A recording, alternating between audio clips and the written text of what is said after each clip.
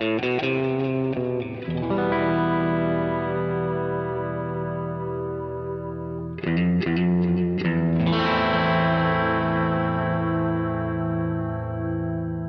listening to Mark of the Maker. And this is episode 3. So, this is Mark of the Maker, and I'm your host, Mark Steiner. As promised, here in episode 3, we'll have a conversation with knifemaker Sean Kendrick, and like our talk with Tom Crine in episode 2, we'll talk about knives, life, family, and Sean's inspiration behind his work. And knowing this crew, it's likely that we'll get into some knife history before we're done. The goal of this episode is to help the listener get to know Sean and to have a feel for his perspective and where he's coming from as we get into some topics a little bit later on. So let's kick it off. With us today, we have Mr. Tom Crine. Correct. Thank you guys for tuning in. Really appreciate your support. And now we got Michael Birch. Here. Very creative. It's like grade school. Yeah. I'm just glad it didn't squeak. Yeah, I'm glad you didn't squeak the thing you couldn't think of the name of, Brady's church key that he sent you. I don't know why we didn't edit that in. Church key. We probably should have. Yeah, I was joking earlier about the Saturday Night Live episode where they have the ESPN announcer guys, and but we're going to start name dropping product placement delivery during the show. I don't know why we would do that. 3M, 3M belts, 3M. Adidas. Go. This is going to be I like awesome. shoes. I mean, yeah, who doesn't? I like grinding belts. I do not like paying for them. They're so inexpensive. yeah. Mm-hmm. All right, and I think everybody just heard a couple seconds ago there from Sean Kendrick. Here I am. Rock you like a hurricane. You need a much more Austrian accent for that, my friend. Don't tell me about accents, man. All right, you want to kick it off, Sean, with the little self-intro thing about your life and growing up or all that kind of stuff, and we can kind of dive in from there, or what do you want to do? Yeah, man. We'll just start at the start. I've been into knives my whole life. I mean, I've been drawing knives ever since, hell, I was old enough to hold a pencil, basically. It's always been a thing with me. I mean, from the time I was 10 on, every birthday, I got a knife for my birthday. That's how it was. I've just always loved knives. That's awesome. What did you get? Let's see. The first one I really remember getting that I thought of as a real knife was a USMC issue K-bar. Ooh. Good stuff. Well, man, from the time I was 11 to 13, we lived like 20 minutes from the Smoky Mountain Knife Works retail showroom. And, 2 or 3 times a year, the treat for me if I got good grades or, didn't fuck up or whatever, was I got a trip to Smoky Mountain Knife Works and I could get a knife. That's pretty awesome. Awesome. I got to go there once. Man, I it can wasn't remember bad. I can remember the first time I went there. I was like, wow. Oh, dude, I was blown away. I was in total overload. It was like the first time I went to Blade Show. It was just knives everywhere, and I didn't know whether to shit or go blind, They got that big-ass knife, folding knife in one side, and you're just, like, looking around. It was awesome. I only got to go once, and we were traveling through, and my parents, I was like, we've got to go. I made them detour so I can go, and it was awesome. So, Sean, as a little guy, when you got into knives, what attracted you at that age? Was it, playing with toys and stuff, or seeing stuff on TV or movies, or like what got the knife thing into your head? Man, I don't know. It was just always there. Part of it, I guess, is my dad. My dad he likes knives. He don't like them quite as much as me, but he really likes knives. And he was the guy in our town that everybody brought their knives and shears and scissors and whatnot to sharpen. The old man can sharpen a pocket knife like you would not believe. Actually, one of the prouder moments in my life was when he was like, "Hey, I like the way you sharpen your knives. You think you could sharpen mine so I can touch it up and it'll be like you sharpen?" And I was like, "Well, That's hell cool. Yeah, buddy." That's awesome. Yeah, I mean, like I said, I thought I'd accomplished something when my dad told me I made a sharp knife. Yeah. That's a very cool benchmark, right? Very man, personal. he knows sharp. I mean, I've seen him take a garden hoe and make it to where you could shave your face with it. He knows sharp. That's really cool, man. That's, I mean, Yeah, from your dad. That's pretty awesome. Now, was he Yeah. a Stones man? Was he, how did he go about it? Oh, yeah, man. For the longest time, he don't do it anymore, but he carried a whetstone in his pocket everywhere he went. And I don't know how many old case knives he's got laying around that have the blade sharpened down to where it's basically a friggin' toothpick. I think that's pretty much all of my old slip joints. They're just basically like one little tiny bit left. That old kind of softer carbon steel. Yeah. Isn't that the thing, man? I have an old pocket knife my grandfather carried for many, many years, and the first time I opened it up, that's exactly what I found was, wow, there is very little of this thing actually left. It's cool because it's like, you know, everybody talks these days about, oh, use your shit or whatever, right? And it's like, that's real proof, right? I mean, Yeah, man, they ain't seen you shit till you've seen one of these guys' knives. Exactly. What a bunch of dummies. They should have sent it into the spa. We just touched a... Oh, sorry. Case has a very generous warranty policy. There you go. Yeah. What? So, Sean, you mentioned that you were over closer to Smoky Mountain Knife Works and stuff than you are now. So you lived in a different area and then moved to where you are now. Did you bounce around a little bit? All right. Well, we started out, I grew up in Kentucky. We lived in Kentucky till I was 10. Then we moved to Tennessee, Eastern Tennessee, for 3 years. And then we moved back to the same place in Kentucky. And let's see, when I just turned 20 and I moved to Ohio. Okay. And I've been in Ohio ever since. What made you move up there? Man, I was going to school. I was in college, and I just wasn't going nowhere. I was just wasting time and fucking money. And a buddy of mine said, hey, man, you know, we ain't doing nothing here. I'm going to move with my roommate. We're going to get a house. You want to come with us? There's work to be had. We know some factories that are hiring. And I said, well, you know what? I ain't got nothing going on. Sure. Why not? Well, that's cool. And your parents live up there too, right? Yeah, Mom and Dad, I'm actually at their house right now. That's where I record from because their internet's so much better than mine. But they're 7 miles from my house now. Nice. Yeah, well, they moved up to be around my youngest. They both just adore the world of him, and it works out. It works out real well. I get it. So, you know, one of the things I wanted to ask, I didn't write it down, but, you know, Amy's family has some folks down your way or close, right across the river. And I know in a bunch of different parts of Kentucky and Tennessee, and I think this happens with every young person, no matter where they live, they eventually kind of get to this point where, man, I just got to get out of here, right? I got to go do something. I don't know, like they got to get out of this place. It feels suffocating to them when they're young. And did you have that same kind of thing? Yeah, is that man, part of the whole situation you had at school, or? Part of it, yeah. I mean, and it's different where I'm from. If you've never been to Eastern Kentucky, if you've never lived there, it's hard to understand just because of the levels of poverty. There's not a whole lot of opportunity. I mean, really, if you're not willing to drive a coal truck or climb back under a mountain and mine coal, you probably ain't going to have steady work. And ain't neither of those appeal to me, especially mining. I mean, I've got guys that I graduated from high school with that I'm friends with, and I mean, they're 42 like me, but they look like they're in their 60s because they've been mining coal for 20 years. Right.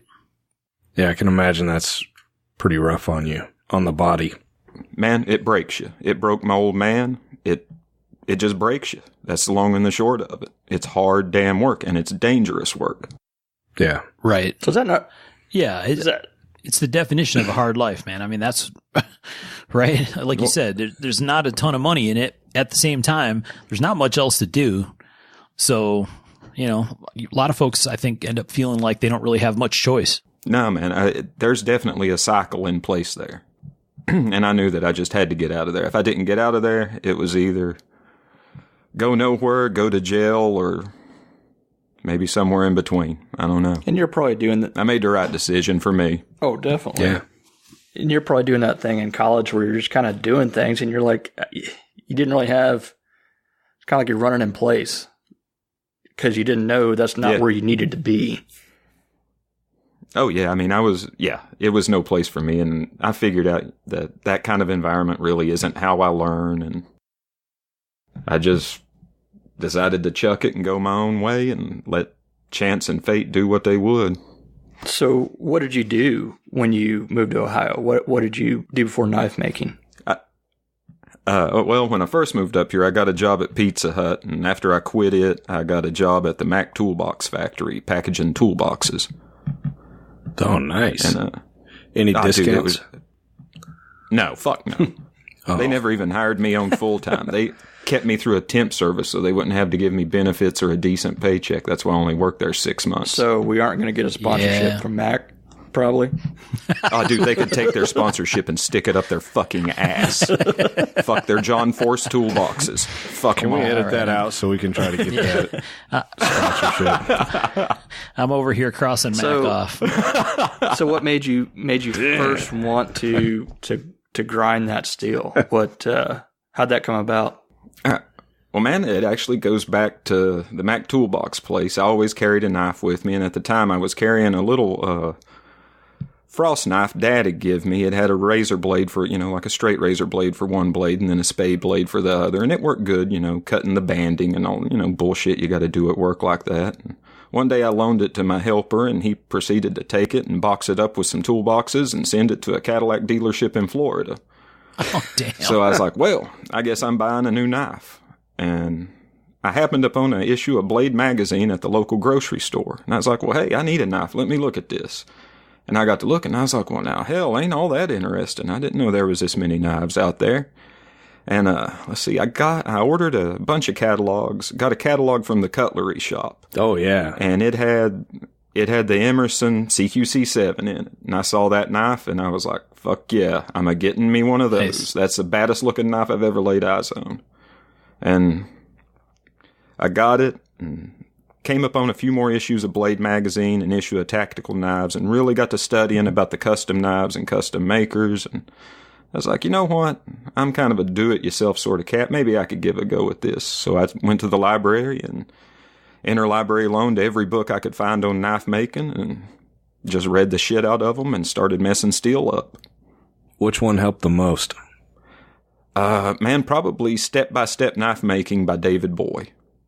That was the first one I read, and then I got After Knives and Knife Makers, that was the first one, and then I got Knife Making by Loveless, Barney, and Moran. That was the other one. That was the that was the third Those one. Were I got the two. The second one I got was 10 Projects for the Craftsman. Make Your Knives at Home by Tim McCrate. Mm-hmm. Yeah.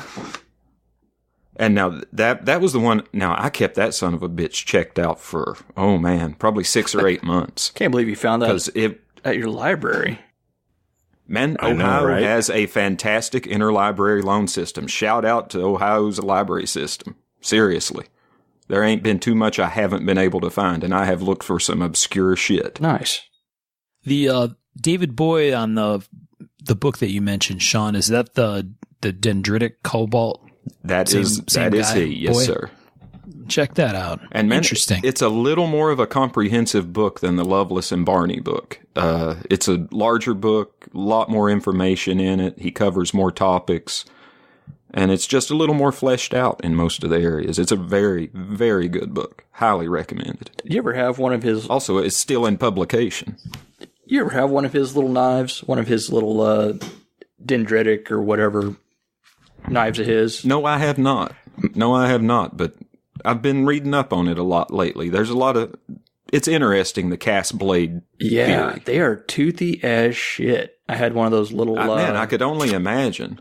Oh, what were they called? Tom, you probably remember what they were called. The little small ones. Man, the ones with the tweezers, the single... Yeah, it's the little one-piece integral. The one-piece integral piece, or integral knife. Yeah. I had one of those. I cannot remember the name of it, but that was an awesome little knife. It was just... Oh, dude, they're a fantastic, handy little knife. An interesting side note, have you seen the Francine etched knives that they're the Boyd Dendritic Steel that basically she buys the castings and has them made? I was looking at some of them earlier this morning. So I did all of her grinding for about a year and a half, 2 years. I don't know how many of those stupid knives I've ground over the years. Well, how's the stuff grind, man? Well, it's all hard. It's like stellite almost. It's cobalt alloy, so it grinds and finishes kind of kind of rough. I figured. Somebody must be it's really good stuff. must be releasing some more of that, because I've seen a few more people out there. You can still get it. Using it. He's still doing it.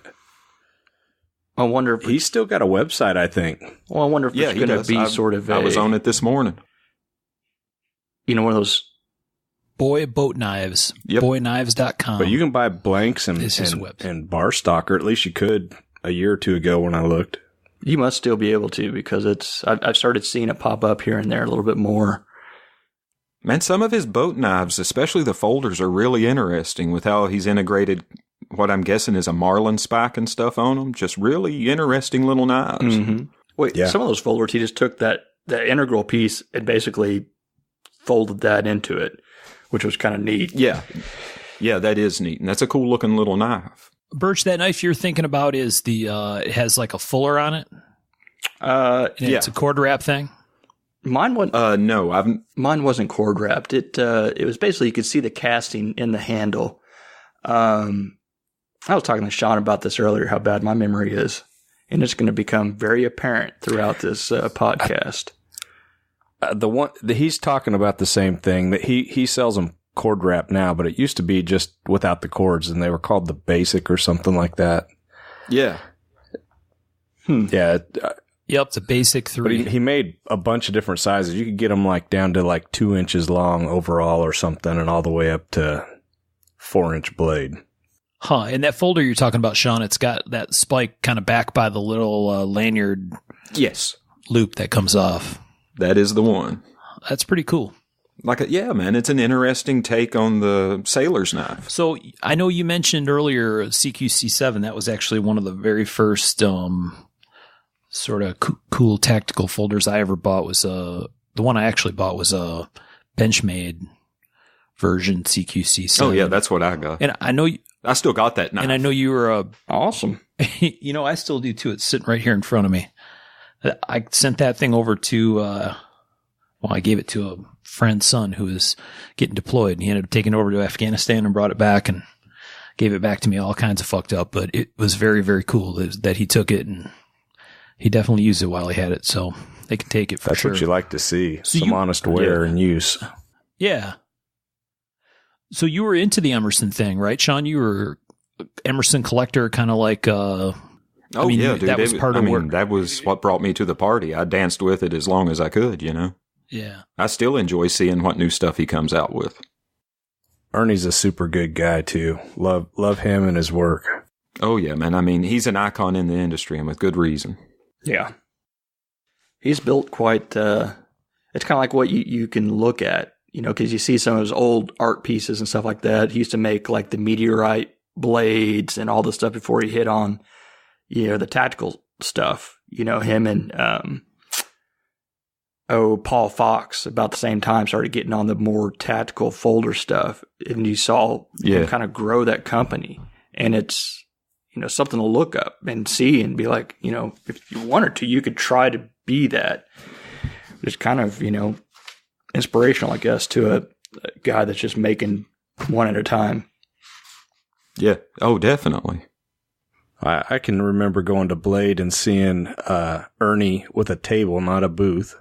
Yeah. And having I can remember when he brought out the Raven, it was like the first injection molded kind of tactical Emerson. And I can remember him having a whole table of those. Really cool. He's done an awesome job. Man, I pre-ordered the Ravens, got one of the first batch, still got that knife. That's super cool. You're going to have to put some pictures of that up. Mm-hmm. I'm a knife hoarder, man. I don't get rid of much. Always wanted that Spec War, the Timberline. Was it Timberline and Emerson, a collab? I've got that one too. You want me to send it to you to play with? No, because then I'll go looking on eBay and buying one. And I'll go ahead and tell you, the sheath is stupid fucking cool. Yeah, the whole system was just like this very badass sort of, it got the inner whatever tactical part of you all clicking and going. But I think I didn't have enough money at the time. Well, I mean, it was an interesting knife at the time, too. Mm-hmm. You had this heavy blade with an injection molded handle, pretty close to a zero grind on it, and then this really convoluted sheath system that worked. I mean, it was a unique piece. Yeah. Very cool. What else do you have in your collection that you've that stands out that you enjoy? Man, I've got this little Al Pokawski double-edged 3-inch bladed guy that I've carried. Man, I do not know how long I've carried or how many times I've carried that knife, but it's one of my favorite knives. And it's one of Al's knives, it's got gray and black G10. It's sandblasted, or actually glass bead blasted. And it's sharp and it's light and it does what I want a knife to do. Just pure function. Nice. We kind of forget about that sometimes. Yeah, man, Al never forgot about that. His stuff was... it was user grade at its finest. Well, we've gone from what used to be the very user grade tactical scene into moving into this art world sort of knives. And it's... Well, we're fence straddling with it right now a little bit, I believe. And we kind of forget what we end up carrying all the time is something that's probably pretty basic, but still gives us joy. It doesn't have to be crazy or have all the materials to be a beautiful design. Yep. I've got a question for you, Sean. In your collecting, it's actually kind of two questions. Do you prefer fixed blade or folders? And do you prefer factory or custom? Man, when I was collecting, I was all over the place. And it was fixed blades, folders, factory, custom. Really, it was just whatever floated my boat at the moment. I didn't need any kind of justification other than I like that. Right. I didn't know if you kind of gravitated towards one or the other. Now, I've got more fixed blades in my collection because I always carry a fixed blade. And I like having small, handy fixed blades. Like my carry fixed blade right now is one Kane made for me. That's pretty awesome. Oh, cool. That's got to be pretty awesome. Dude, it's a cool fucking knife. I'm telling you. It's nice. It's done in A2, symmetrical hollow grind, both sides. Really concealable. He did a good job on the sheath. I just tuck it in at my appendix and I'm good to go. Nice. So after you read that first Blade magazine, how did you get started in knife making? Well, I got the McCrate book, and that was a good step because it was using no power tools. And at the time, we lived in a little 5-room house, just me and Rachel, and she was pregnant, and we didn't have a lot of room. And I got a jeweler's saw and some files, and I would just shit up our kitchen messing with steel. It was something to see, and man, I think everybody should have to try and cut out a fucking 3/16 blank with a jeweler's saw at least once. Just to see if they really want to do this and persevere with it. Because if you're going to cut out a 4-inch bladed fixed blade out of 3/16 stock and use a jeweler's saw, you probably want it pretty bad. I at least had a hacksaw. Oh, yeah. Shit. That's what I used. Man, I used the jeweler's saw because that's what the book told me to use. So you did the book thing, Sean, and then I know you've mentored and taught a whole bunch of guys stuff about making knives. Did you have mentors that you worked with? I know you mentioned somebody before that was influential on you. Okay, so eventually I started doing commercial floor care, and I was working at a Kmart, and they got tactical knives. And on my downtime, I would sit and go through the tactical knives. Well, one night they got in a new issue, and I was going through it. And there was a knife maker in it, really radical shit. His name was Mike Franklin. So I'm looking at it and I'm like, wow, this is fucking crazy, almost fantasy kind of stuff. But it's tactical. This is neat. And I got to looking and it said he lived in Aberdeen, Ohio. Well, at the time, that was like 15 minutes down the road from me. So I hit him up and was like, hey, I'm interested in making knives. Would you be cool if I checked out your shop? And now Mike, man, he's gruff. And by that time he had been in the game probably 20 years already at that point. So he was a little jaded and had seen dudes come and go, but he was very genial to me and was like, yeah, you can come on down. And, went down, checked out his shop, talked to him about knives. And I would go back every month or so and visit his shop and show him, what little bit I was doing. And we became friends, and he helped me out here and there. He showed me some stuff, showed me some ins and outs of the business. And like the first time I set up at Blade, we table shared. And, just his assistance was invaluable. That's pretty awesome. Did he teach you to grind, or what aspects did you take away from? No, man. The biggest part of it, I would bring him stuff and let him critique it. And he would show me, well, what you did here, this is why this is a little fucky here. Or you see how this isn't matching up. This is what you did, and this is what you can do to correct it. He never sat down and actually was like, okay, this is how you grind. But he would look at my stuff and be like, well, okay, this is what's going on here. This is why this happened. And it was all fixed blades at that point? Yeah. Yes. Now, his son still makes, right? Yeah. Mike still makes on a limited basis. I don't know. Mike still made. Man, I remember seeing those. And like I said, they're so far out there with the curves and everything, the talon looking blades. Yeah. And the serrations and yeah. I mean, he had the most aggressive serrations going for the longest time. I mean, hell, it still might be the high water mark. He had a very early CRKT collab, didn't he? Yeah, the Serengeti with the two little symbiote knives on the frame. Yeah, it was. Yeah. I mean, it was around the time of the Kit Carson and the kind of the boom of the collab knives there. It was pretty cool. And man, he had been working a long time by that time. Like he had done a lot for AG. He did, I don't know, like 150 Stellite boot knives for AG at one point. I know they did a lot of business together. Oh, dude, we're talking soldered guards, tapered tangs on a Stellite double-edged boot knife. I mean, they were slick little pieces. That'd be pretty cool. I mean, not to make, but to own. Well, no.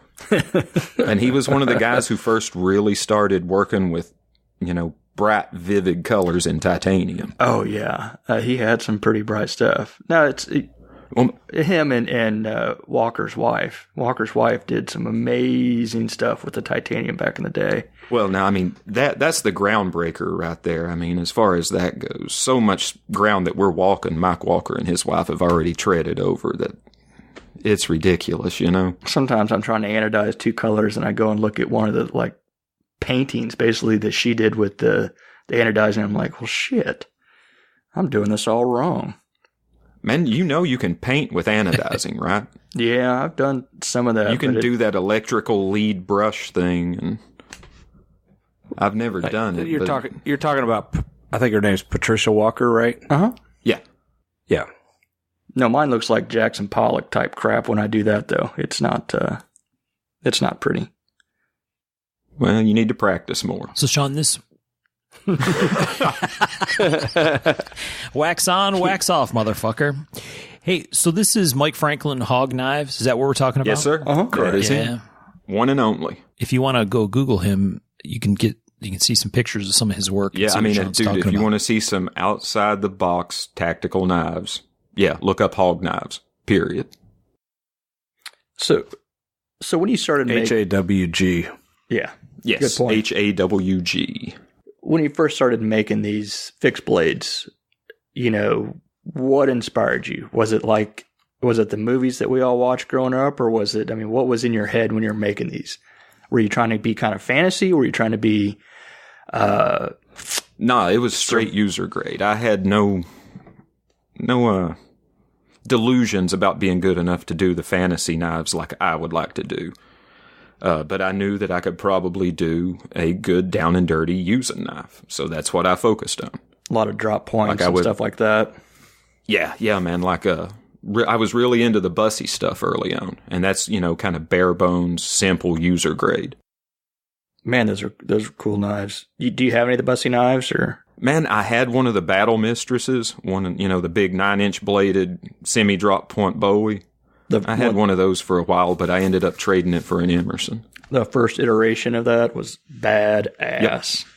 Oh, dude, yeah. Now, I had the first factory iteration they offered. Oh, that's cool. It wasn't the one with the big, really scallopy exposed skull cracker, but it was still a very, very cool knife. I've still got it. They were so cool. Oh, a Killer Bee. Do you remember that one? Had a cord wrap. It's a mid-size or... it's thick as shit. I've never actually cut anything with it. I just have it carried around, just look at it. But then I went to Blade one year and there was Kenny Rowe. I was like, hey, this fits in a Kenny Rowe sheath. So I got to kill two birds with one stone on that one. So it's got like this sheath that like aesthetically doesn't match at all, but it fits in it. Just to be like, look at this Kenny Rowe sheath. Man, is Kenny still doing sheath work? Yeah. As far as I know, he is. Because I remember when I came in, he was the high water mark of sheath makers. Oh, yeah. It probably still is. I mean, the dude was good. And Sandy. Is good. Sandy was the business. Sandy, Paul Long. Mm-hmm. My local guy, Butch Hagedorn, does a pretty dang good job. All those guys are pretty talented. I am not. Yeah. I enjoy it. I enjoy doing it, but man, it's one of those where I do not. I love it. Yeah, I don't. Love working with it and all that, but it's not worth the time that I have to put into it to make something semi unshittily. Hand sewing sucks. Yeah, I hate that. Oh, I picked up one of those. What was that? That one thing Tipman. The Tipman. It's like basically like Tipman Boss. Yeah. It was like that Vegas, whatever. You pull the handle and slot machine. You win one stitch. It's like shit. Tom, a couple of those. I've only seen a couple of Paul's sheaths on your knives. I thought they were super nice, man. They're amazing. Very clean, very nice work. Paul is a craftsman of the highest order. I remember one year at Blade, I brought something like 30 knives with his sheaths. I about broke the bank doing it, but it was fun. When it comes to fixed blades, though, that can make or break a sale sometimes. Back when you're doing when your early days of that, it was part of the package. Yep. It was expected, period. Mm-hmm. Now I can't remember the last time I made a Kydex sheath. Yesterday? Yeah. Now, it's been a couple years for me. So, Sean, you were doing this in your kitchen or whatever, sort of as like a hobby thing, right? Were you doing that with aspiration to have it become a full-time thing, or was that kind of like a faraway dream thing, or were you like actively trying to get there? Not at first, man. I never even thought about it that way at first. I just wanted to make knives. Period. I never thought this could be a career. I never thought this could take me somewhere. I just thought, I want to make a fucking knife. Right. What was your first sale? What was your first, realizing, oh shit, I can possibly do something with this? I gave away knives and sold a few on the cheap to family and stuff. I guess my first sale were, I don't know. I guess the first show I attended and took knives to, and I sold about half of what I took, and that tickled me. And I was like, well, maybe we can make a go of this. So I started thinking about it more and got a little bit of a 10-year plan in place that might work and proceeded from there. What's the time frame on that? What year was that? Let's see. That would be 97, because I consider myself having officially started, considering myself a maker in 98 when we moved into the other house, the newer house, and I actually had some shop space. Now, did you sell any, were you on Blade forums and how was your... Oh, yeah. Man, I advertised in Blade. I sold on Blade forums. I actually did a lot of business through the Blade advertising. And, at that point in time, you advertised in the back in kind of the classified section with your little quarter page or eighth page black and white and hoped somebody called you and said they liked what they saw. Nice. I never did that. Yeah, me either. That's pretty cool. I lived in the middle of nowhere. I had no idea of how to sell other than, I get Blade magazine at the grocery. People advertise in it. Let's see how the fuck it goes. That's cool. That is cool. That's such a old school business model, right? I mean, think about how many times you did that, right? You flipped into the back of a magazine that had some kind of stuff in it that you were interested in, and it would be the whole send a self-addressed stamped envelope for a catalog. Yeah. You know what I mean? Oh, yeah. That's just the way the world turned, right? I mean, my deposit on my CQC6 came back. The receipt came back in the SAISY I sent with it. How many people don't know what the fuck a SAISY is? Huh? Is that your word of the day? That's awesome. It's self-addressed stamped envelope. No, not the word of the day. No, I got better words than that. Yeah, we're getting there. We're getting there, Birch. Don't rush it. That's pretty awesome. It was kind of a different model, different way things worked. You're reading about some of these guys, 30 years ago doing it when they would have models of their knives in a case in their shop. If someone stopped by, they'd be like, there's model 1, blah, blah. It'd be absolutely frightening to sell like that. But it really would. But it's the way it was. But there also would be something kind of cool about that, to be like, here's all that I have, all that I am, look at it, test the edge, what's important then would be kind of nice to see again sometimes. Yeah. Yeah, man, we'll see. Everything moves in circles. Mm-hmm. The whole thing is so different, right? I mean, when you think about how any of this stuff was, whether it's knives or anything else, internet message forum, social media, before all that stuff, it was a phone call. Yep. Right?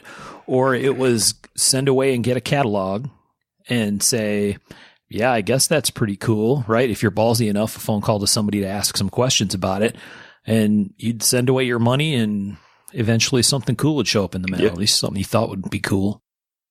So much different than it is today for sure. Oh man, the paradigm has shifted.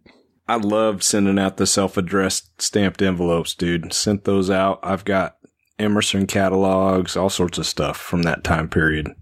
Anyone that had a catalog, I got it. Yeah, I think I did too until I culled all that stuff. I think I've still got it somewhere, but I used to make my dad pick them up at SHOT Show, everything he could find. Because, SHOT Show used to be a lot different than it is now with it wasn't all tactical stuff like that. It was anyone that's trying to build a business, I'd be like, so anything knives, you'd bring it home. Cool. That's pretty cool. Whose dad gets to go to SHOT Show anyway? What kind of pampered fucking life were you living? Yeah. We'll get into that next. We're going to get there. Next podcast. Oh, you're damn right we'll get into that. I'm getting to the bottom of that shit. So how did that kind of all go from there, Sean? What was the next step? When did the business change, or did it just kind of slowly happen over time? Man, it slowly happened over time. I mean, of course, there was a hastening once I started doing the folders after I went to Dave's shop. There was definitely, the burner got turned up, as it were, there. Who's Dave? But up until that, Dave Moser. There you go. Dave Moser is the motherfucker who taught me to make folders. He is the reason I'm probably sitting here talking right now. When was that? Super good dude. Oh, dude, one of the best. Man, he's one of the best friends I've ever had. One of the best friends I ever will have. For years and years, his table was right behind mine at Blade. Long time. Man, I remember that. And that's how Dave and I met. Longing glances across a smoke-filled room. Yeah. We're not talking about Blade Show anymore, are we? Oh, I'm totally talking about Blade Show, baby. This is collab talk now. Nice. Yeah, right. So Dave Moser, another major milestone mentor, teacher. Yeah, I mean, we had been friends for years, and now Dave likes my work. I like his. He liked my work enough that he owns a couple pieces from me. That's how we kind of got the ball rolling. We hadn't really talked, but he came up to my table at Blade Show one year and was like, "Hey, man, I dig this Spartan knife you do. You think you could make me one of those?" And I'm like, "Oh, man, making a knife for another maker. Fuck, he's going to see everything that's wrong with it." Right. But I was like, "Yeah, man, sure. I'd be happy to make you a knife." And I made him one, and he liked it. And, we corresponded, and we talked and talked and talked, and we got closer and closer. And one year, he's just like, "Man, you need to learn how to make folders or you're going to get left behind. Industry's going to pass you up." And I said, man, I've tried making folders. It's maddening to me. I throw away 90% of what I'm working on, and it's just a pox on my existence. And he said, "Well, it ain't got to be that way. Come to the house and work with me for a week. I think I can get you squared away." And sure as shit, man, we worked together like peas and carrots, and I learned a lot and took it home and took the ball and run with it. So that's awesome. Folder stuff for you started as collab with Dave, or did you do your own design first, or how did that work? Now, I did some folders kind of start and stop, and I probably made 5 or 6 pre-Moser. And, it was just an exercise in frustration and futility. And I just couldn't handle it. You didn't use that Atwood VHS tape, did you? No, I did not. I didn't know it existed. Yeah, I got that. I had that. Yeah, I don't know where that ended up, but that got passed around quite a bit. So what time frame was that, Sean, that you went to Dave's that first time and kind of got the tune up on doing the folder thing? Dave's was like 2010 or 2011. It wasn't that long ago. Yeah. I mean, I'd been in a while at that point, and I knew I needed to do folders. I knew that it was a logical progression, but it was, man, where I'd tried to do it by myself and failed so much, it was just daunting. But he squared me away. So right now, do you make mostly folders or some fixed blades, or man, I haven't made a fixed blade in probably 2, maybe 3 years. Wow. I'm just trying to get decent at making a fucking folding knife. It can be frustrating. It still frustrates me a lot. Yes. Oh, on a daily basis in one way or another. Get that 90% whittled down to like 80. Yeah. I'm cool with ruining 80% of the shit. It was that extra 10% that was breaking me. So when did you go full time on this? When did you get to that point? Let's see, 8-9 years ago. And it worked out pretty good. Right when I quit my job, about a month and a half later, they lost the contract that I'd been working, so I would have been out of a job anyway. So, yay me. Yeah, good timing. They probably lost the contract because you quit, man. Oh, more than likely, yeah. Yeah.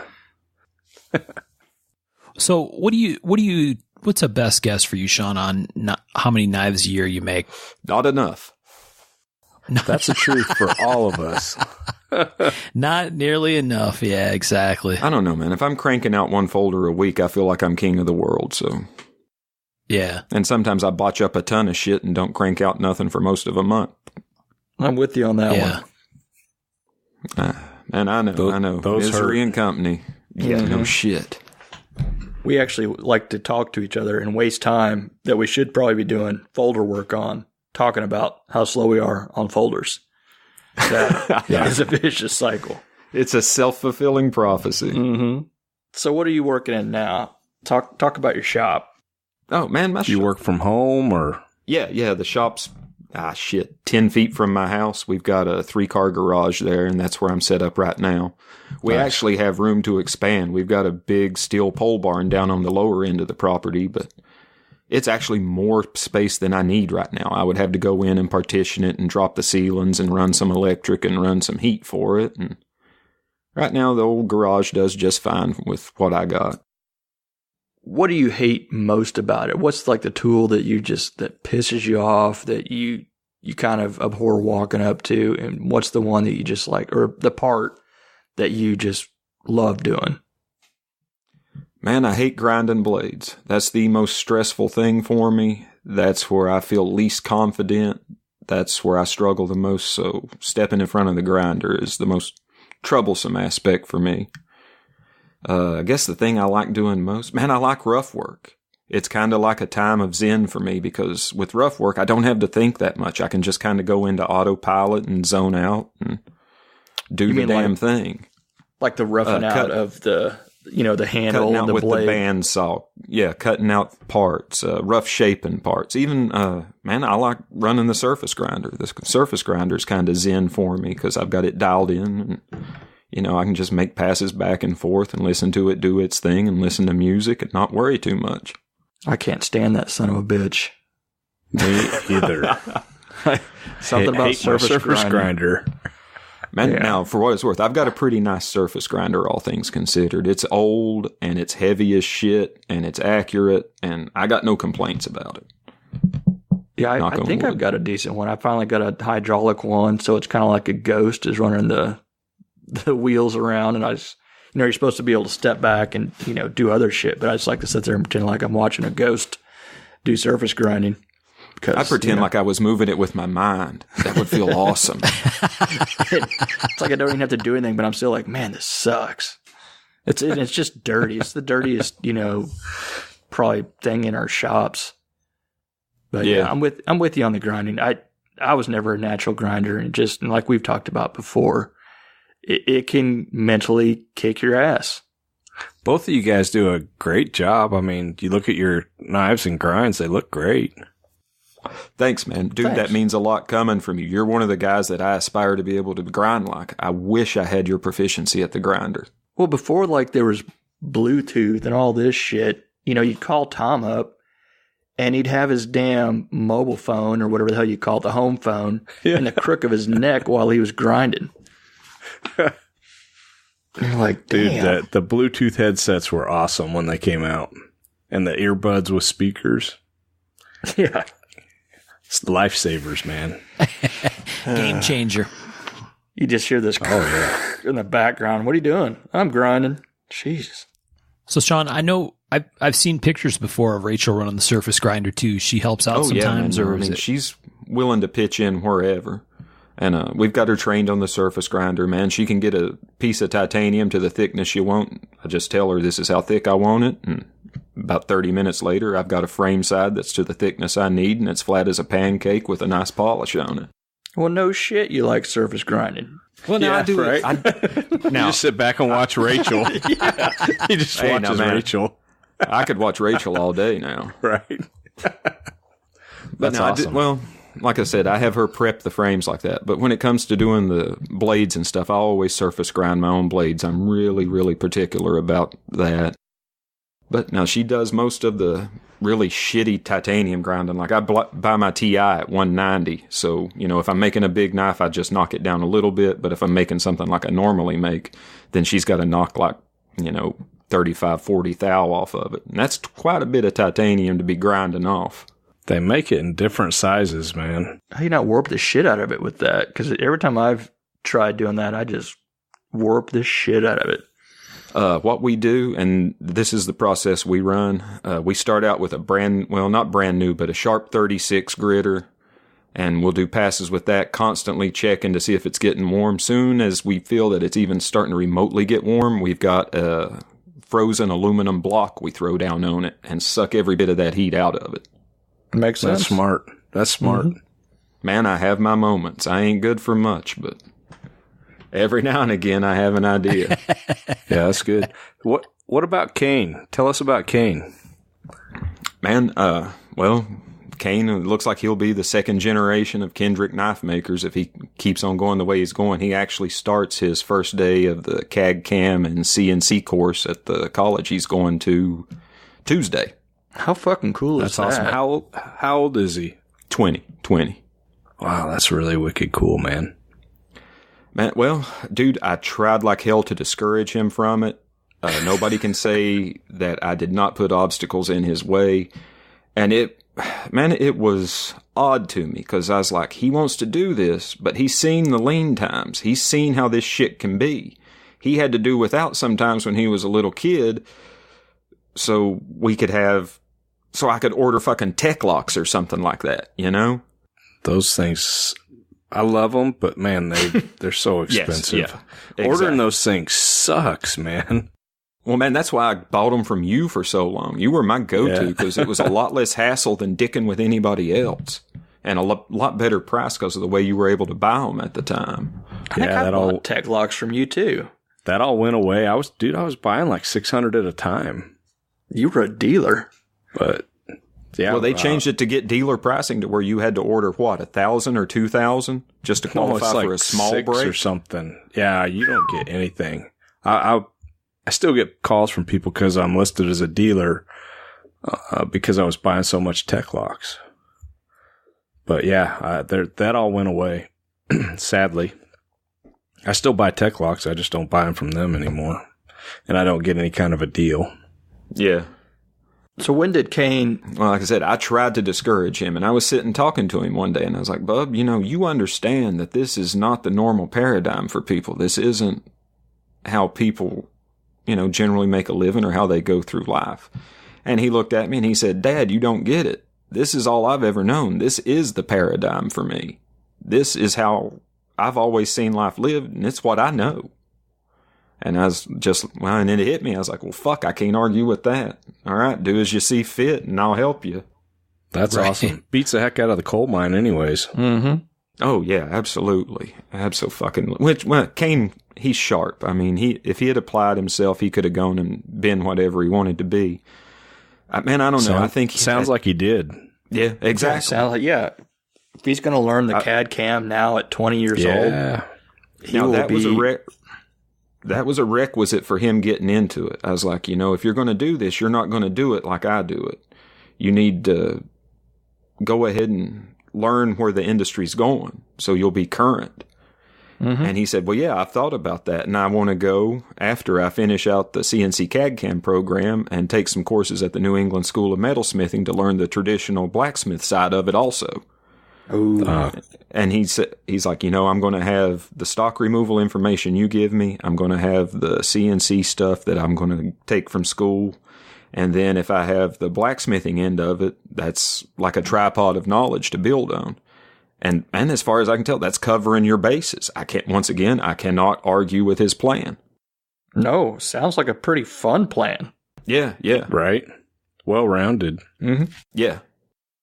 The New England School is the place where our friend Mr. Nick Rossi is at. Is that right? Correct. Yes, Am I sir. talking about the same place? It's up in Maine. Very I don't know nice. if we have friends of the show yet, but I hope Nick Rossi will be a friend of the show. A friend of the show. I like that. We have to get him on at some point. Oh, That'd hell be a good conversation. Oh, dude, Nick's one of the coolest dudes in the industry. I always enjoy any time I get to visit with him. No doubt. He's going to be at Blade this year. No shit. Yeah, I just saw for the first time ever, I think. He's going to be teaching some he was there stuff. a year or two ago. He was there a year Was he? ago, but not as an exhibitor. He wasn't a vendor. He was just walking around visiting. Yeah. Huh. I thought he had some knives with him, or maybe he just... Oh, maybe they were his... Now, they may have been his journeyman or mastersmith test. Yes, there you go. Yeah. I'm not That's sure what it which. was. I'm guessing mastersmith, probably.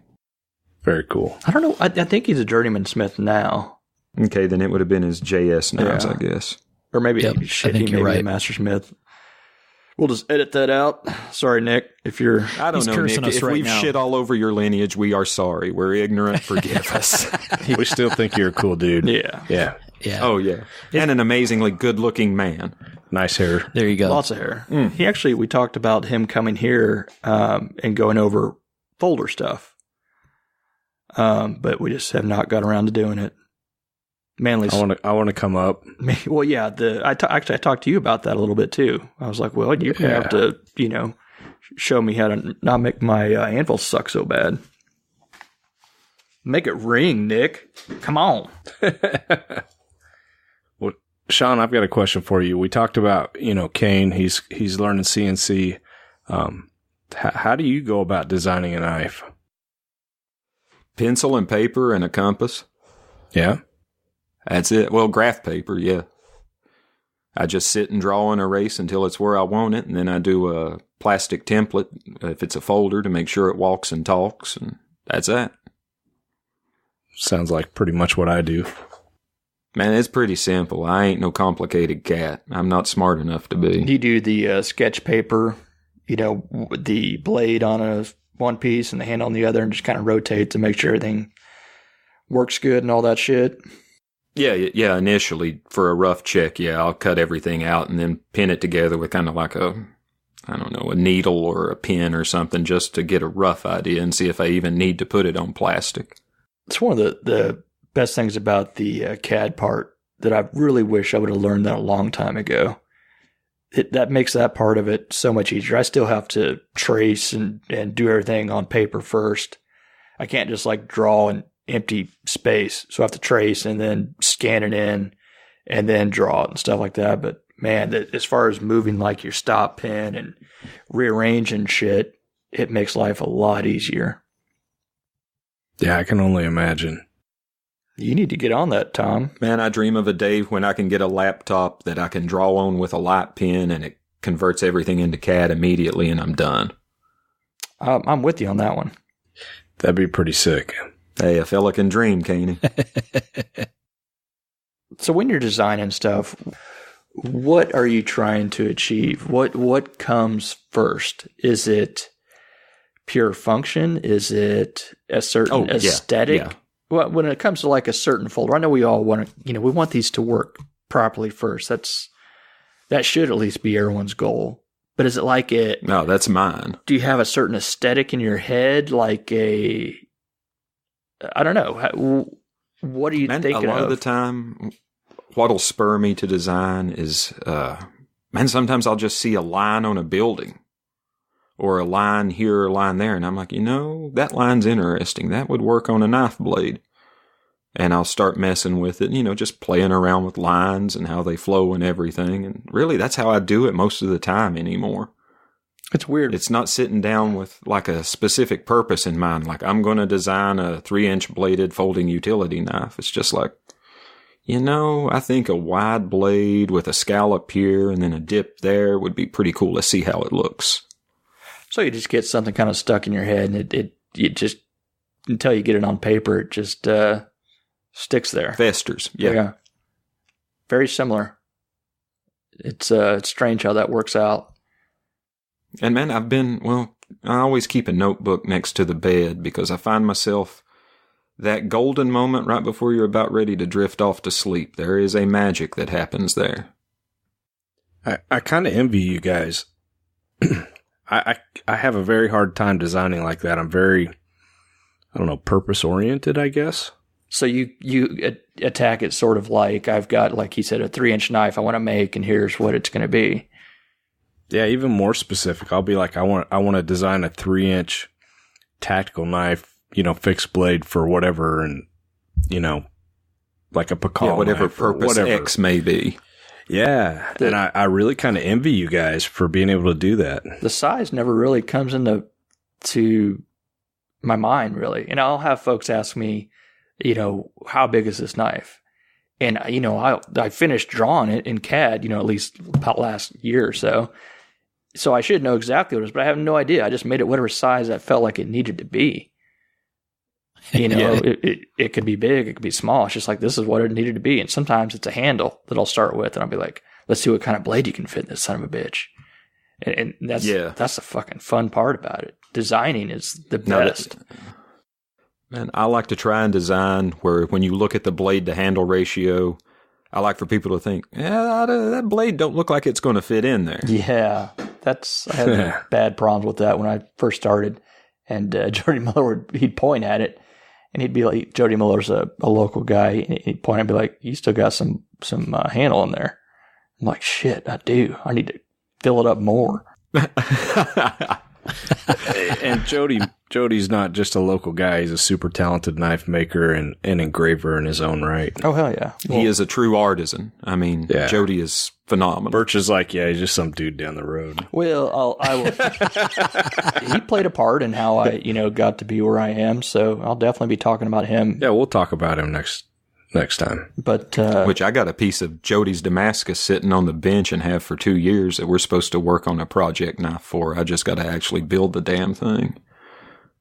What other collabs you got going on, Sean? Right now, nothing real. Well, I talked to JB Stout a couple days ago, and we're going to work on something this year. We have a collab going, Sean. Well, yeah, but we've already done that. That's not new. That's not new stuff, man. You already sold one of those. My soul just kind of dropped down about 6 inches. I got nothing in the works. Dude, it's JB. I mean, come on.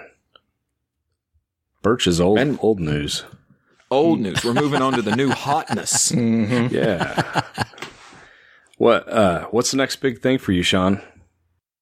Oh, like knife-wise or next show I'm doing, or knife-wise, show-wise, shop-wise, tool-wise. What's got you excited right now? I want to go smaller. I want to make smaller folders, and I mean like in the, I guess, kind of Case Stockman size range.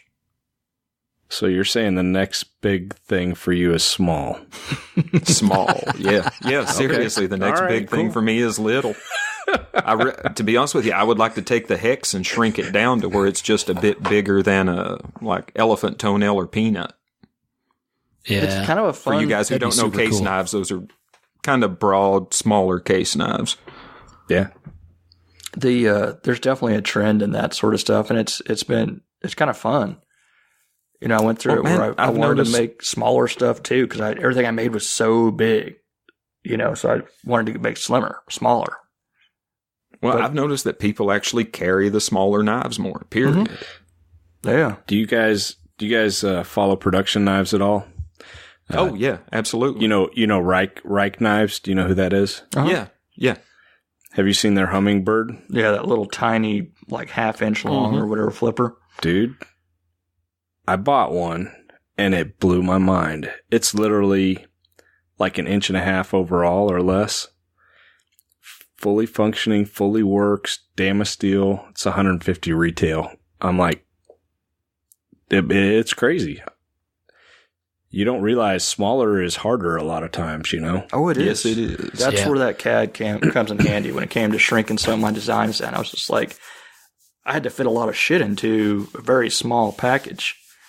And it was tough. It's tough moving stuff around because I tend to do not the banana type of stop pin. You know, they're all kind of exposed, so it makes it kind of tougher to make stuff work and fit with the aesthetic that I think has to be in my head, which is, you know, different for all of us makers. Well, and there's some constants. Even though you're shrinking everything down, your screws are still 256. Your pivot's still, you know, if you're using 3/16 or whatever, your bearings. So the tolerances just get so tight. It's really a lot harder to shrink them down. Oh, yeah. I've noticed. They're fun. They're fun to play with. They're fun to make. Oh, yeah. Dude, smaller knives are so friggin' fast. And the cool thing is you get that little piece of, you know, Damascus or something that was a cutoff that's sitting in a bin somewhere, and you get to actually make a knife out of it. Oh, yeah.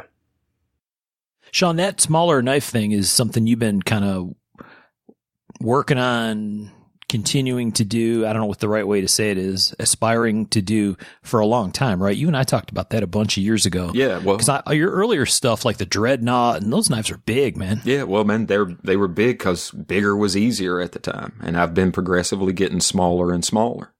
Get off your ass and do one, Sean. I'm going to February.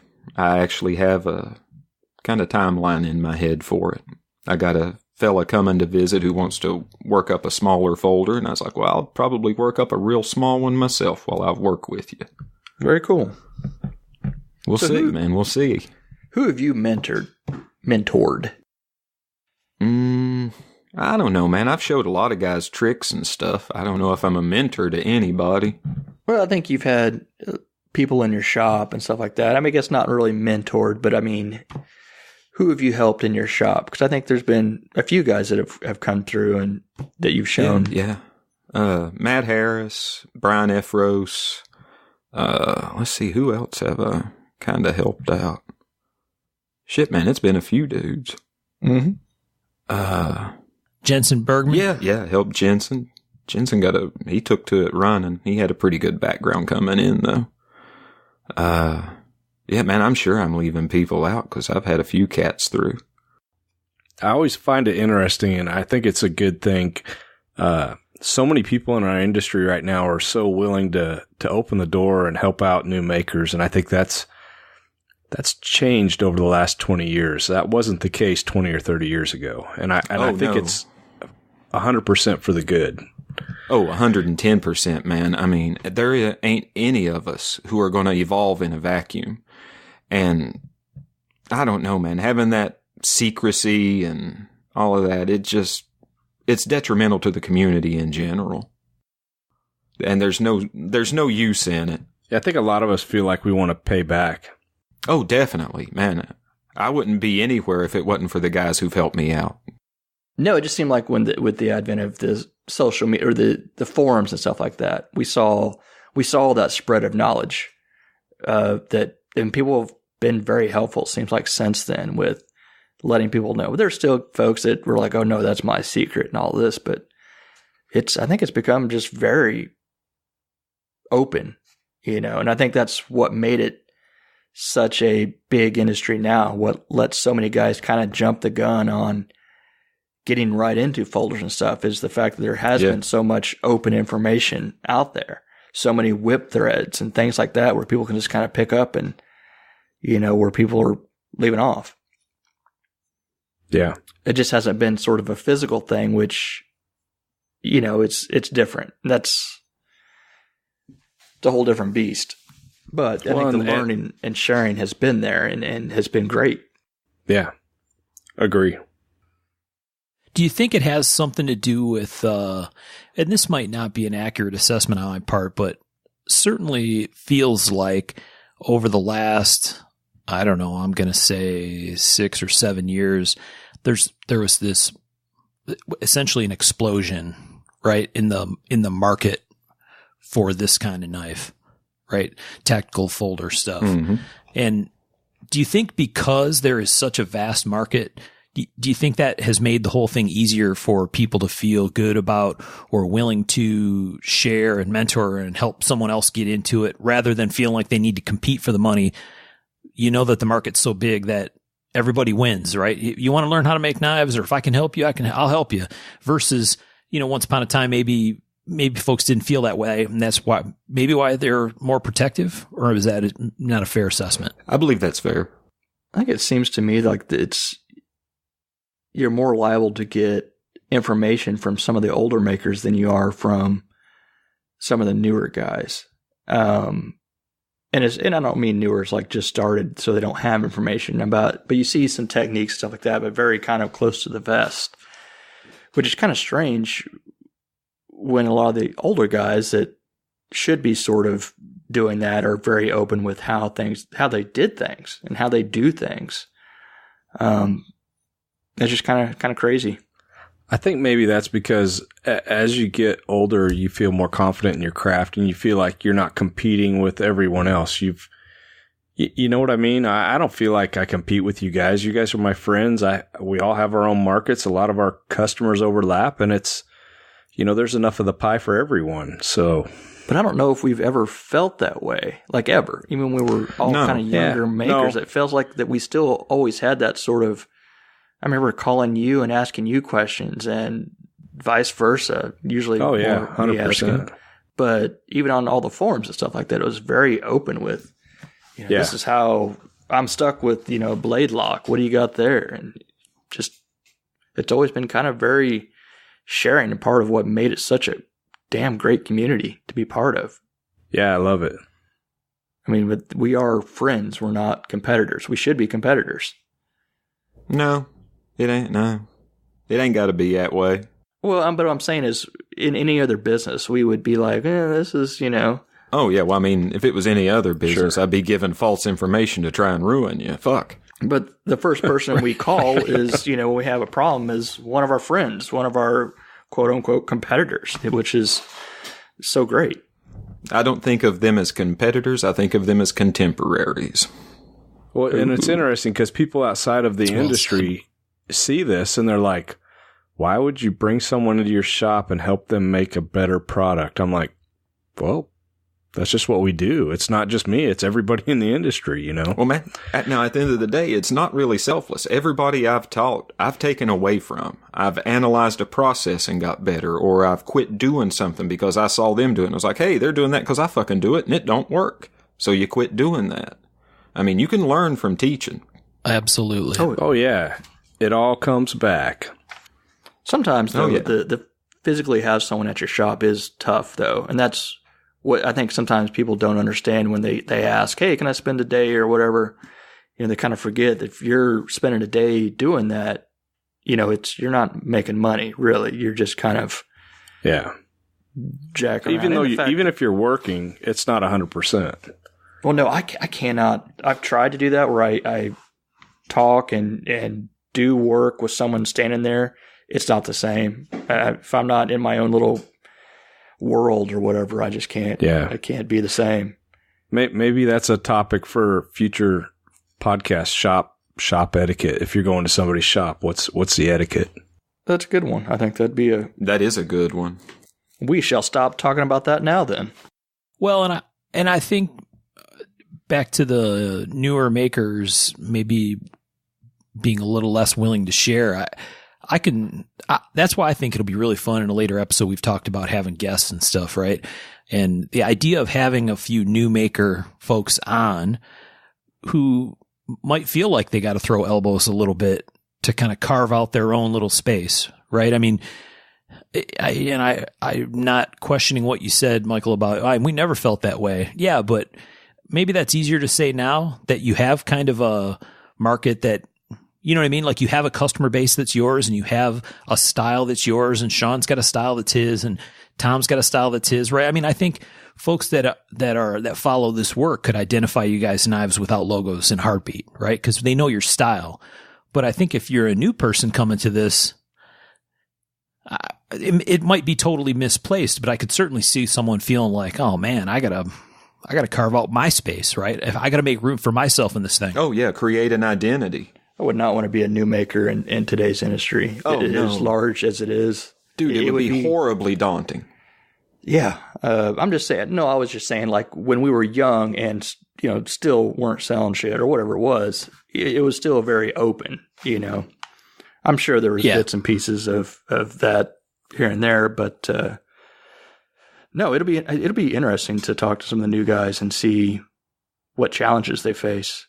Because I'm sure there's a ton that we never even thought of, never had. Oh, yeah, absolutely. Right. Yep. Well, because the whole thing's different, right? I mean, the dynamics of the situation when you were creating your market and evolving your identity, they're not the same as they are now, right? I mean, there was no Instagram, and maybe places like USN or Blade Forums were the place to be, or before that, right? Sean having ads in Blade Magazine because that's the place you can get exposure. Well, today they got a whole different set of rules that they got to develop that, a whole series of probably crazy ass feeling constraints, I would guess, in which they have to develop their own space. And that's got to be hard. Yeah. Well, sure. I mean, yes and no. I mean, you get on Instagram and start looking around, people I've never heard of have 40,000 followers. And it's like, I don't know. It's interesting. They do have some challenges that we didn't, but they've also got some pretty amazing marketing tools right at their fingertips. Yeah. And an amazing knowledge base. You can Google anything and watch YouTube videos about whatever you want. Well, that's what I'm saying. It goes back to all these whip threads that we did, and a lot of people did back in the days. They're easily accessible. They're easy to find. The knowledge base is not just a book that you had to go to a library to find. There's so right. much out there now. It's changed how people can do it. And yes, like you were saying, the marketing is definitely different now. You can play the game differently. And this is something we can definitely do a whole episode about too. Well, man, it's just bizarre having free marketing and advertising venues. I mean, it used to be pay for play straight across the board. Oh yeah. And it's almost like and I hate to use the word, but almost a hipstery type of movement type of thing. Everyone wants to kind of go back to the old school craftsman style of doing stuff. So if you make kind of a rough type of knife, you can sell it as a rough, crude craftsman style of thing. It's part of the marketing. And it's kind of interesting to see how fast some of that stuff sells very well on social media, and how different that is from where we kind of came from. Oh yeah. But I'm talking about like primitives type of knives, not the old school Winkler type stuff, but just kind of, very roughly forged sort of, but with a good photo of it and some good marketing, it sells like hotcakes. Yeah. And it can be a market that has no idea about the knives that have been made before that, which is completely crazy and kind of interesting, to sit back and look at. Right. But yeah, this can be a whole different episode. Well, and like Sean said, free and with absolutely unfathomable reach. Oh, yeah. Right. Which is really interesting. So yeah, we'll come back to that. All right, so this is where we kind of changed a little bit and left the sort of standard interview conversation and got into some other funky questions. So, Bert, you had some in here. You want to hit some of those? Oh, some of my questions? Knife trade and all that kind of stuff, yeah. Oh. Listen to him. He's trying to make it sound like he's flipping through his giant interview book or something. No, I actually was looking at my show sheet here, which I told you guys was in like 25 font Agatha Christie, and it's double paged. I don't know.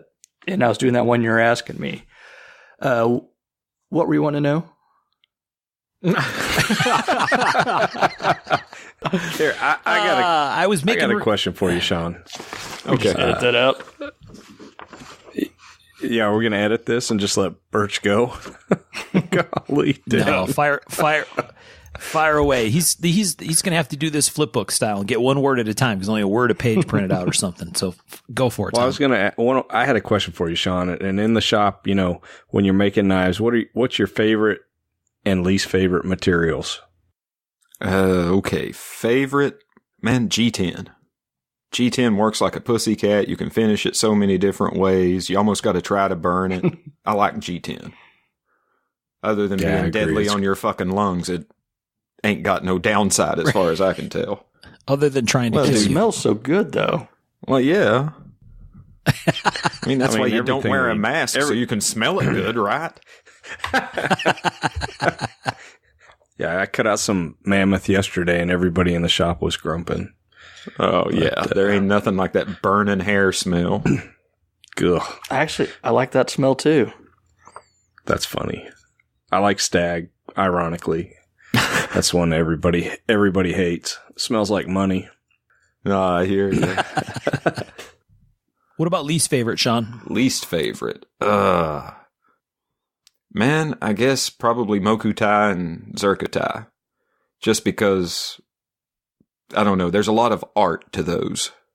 A little bit less science, a lot more art, so there's a little bit more wiggle room to botch shit up, especially when you're heat coloring and whatnot. I hate heat coloring.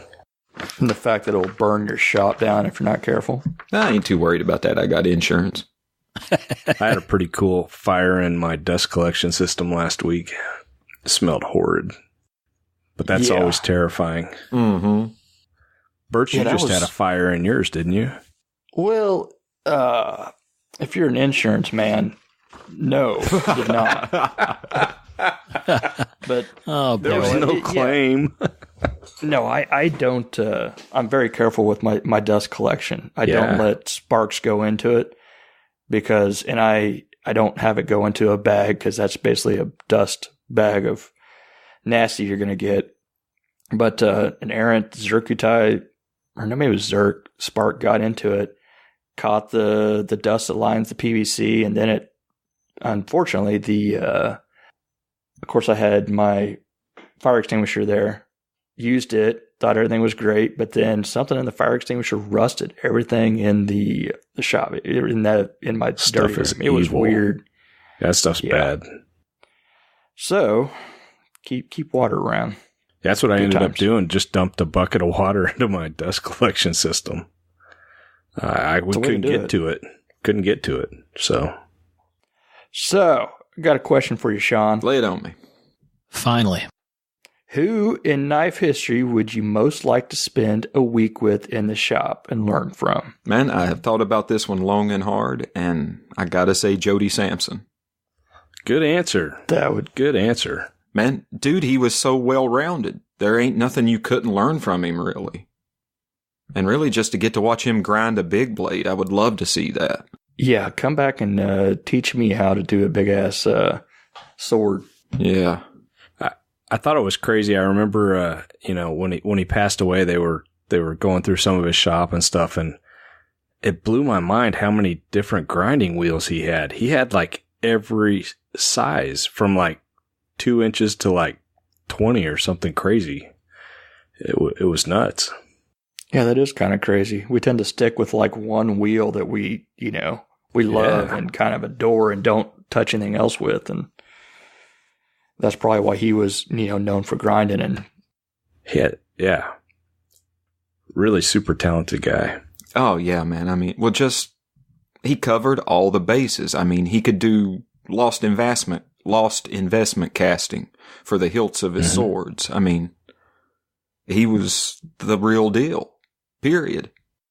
Yeah, you get those guys that are just kind of, they hit every single part of their knife themselves. And that's kind of what I strive to want to be able to say, hey, I made every part of that. Or, at least as much as I can say I can. Oh, yeah, same here, man. I mean, there's something to be said about that sole authorship. Sean, I think the four of us are familiar with Jody, but for folks who aren't that are going to listen to the podcast, you want to give a brief kind of a summary, Jody Sampson, why or maybe what folks should think about when they think of If you Jody don't know who Sampson? Jody Sampson is and you think you like knives, you should probably go fuck yourself because you don't know knives if you don't know Jody Sampson. He's known for grinding. He ground for Benchmade for how long? Yeah, he did the Bally songs for forever. At the Wicked Chris grinds, all that stuff. He made Conan the Barbarian sword. He studied under Cooper, John Nelson Cooper, which is another super famous knife Super maker. famous and so prolific and so good, man. Man. The Iron Mistress. We just talked about this earlier. Yep. His shop was in Albion Swords big shop at the end of his working career. Really, really cool dude. Super talented. Designed for Pacific Cutlery. What do you do? The Weehawk or something like that? Yeah, he's right? the guy who came up with the Weehawk Bally blade. Yeah. Well, I mean, he did a fixed blade first. Yeah, I guess he did. That's where that. Yeah, because I've seen that knife. Blade, and then that came into the. Yeah. Then he did the Bally blade. Amazing maker. Very prolific too. Yeah, well, I think that comes from being trained by Cooper because Cooper was wicked prolific. So I think people that want to look up some of his stuff and see some of his work to see why Sean considers him in that super high level, Jody Sampson, Samson. And there actually is still a website, jodysampson.com, but there's tons and tons of pictures out there. Definitely Google it. Go Look Google at the knives and knife makers, not for the Sampson stuff, but more for the Cooper stuff. We found that you guys have just basically bought up so many of them after we talked about that. Yeah, those books are now going to be about $150 a piece, apparently. I ruined a good deal. I bought another one just because I didn't know if they were going to go away. That's hilarious. But you can check out some of Cooper's work in there. Some of Sampson stuff, you can see some cool pictures in the Points of Interest books. Oh, yeah. Which are fantastic, which also kind of showcases the photography too. Yeah. Which I love about those books. Wire of Toledo. Man, I remember you weren't nobody if Wire wasn't doing your photos. Oh, yeah. That was the high watermark before Photoshop. Yeah. I mean, he actually had like strings and stuff holding that stuff, I think. Oh, some of those are just very elaborate and very 90s types of photos in the Points of Interest stuff, where there's like a neon grid and it's just very cool stuff. Cool lighting. Yeah, very cool lighting. I think another question for you, Sean. Later. If you could trade a blade with any maker from knife making history, who would it be and what would the knife be? Let's see. That's a toughie. Man. See, shoot. Man, I would really like to have an original Smash It, but that wouldn't be really trading with a maker. Applegate? Yeah, now, man, I would trade with Applegate. Something I made for a Smash It. Hell yeah. Did you ever talk to him at Blade? No, never got a chance to talk to him, and I regret that. Oh, he's thoroughly. Super cool dude. I would say I can remember so. him sitting. I forget at what booth it was, but yeah, he would always be there. So a Smash It. That's what Sean wants. If anyone's listening out there that has a Smash It, man, Rachel actually got me one of the. Boker did a limited run of like 1,000 in 440C with black canvas micarta like 15 years ago, and she got me one of those for my birthday. They're pretty nice. Oh, dude, it was super nice. I've got to handle one of those. They did a great job. They did a fantastic job, and the sheath's very nice, really nice nylon sheath that completes the package. It's just a super nice knife. Yeah, that's cool. There's been a couple very cool iterations of that one. I think remember Jungle Lee? Yeah, I remember Jungle one Lee. too. The wood and craton handles or whatever. Yep. Mm-hmm. Oh, that's and crazy. Actually, the Almar made one too, didn't they? Oh, dude, the Almar ones were sharp. They were slick. Yeah. Had a brass guard with a nice... I don't know what that... Man, now I'm going to be eBaying the shit out of stuff tonight. Buy it before this goes out. Yeah, no shit.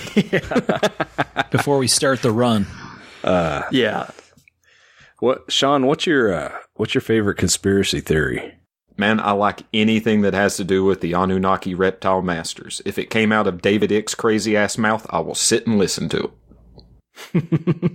I don't even know anything. Do you know what this stuff is? No, I don't. That's awesome. All right, Tom, when you have time, Google David Icke, spelled I-C-K-E, and reptile overlords. Throw that on there. Yeah, you're in for a couple days of reading. All right. It is a rabbit hole of fun time. Yes, it is. All right, I've got it written down.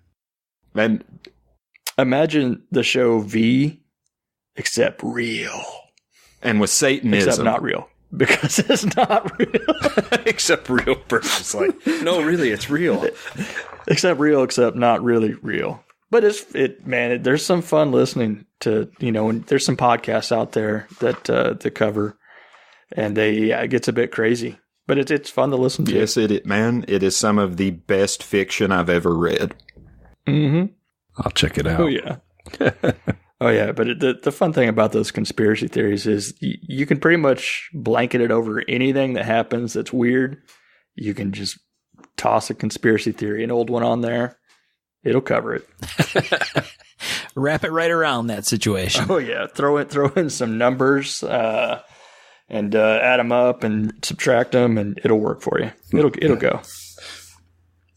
Excellent. Sean, you want to say anything about music? I know you're a huge music guy.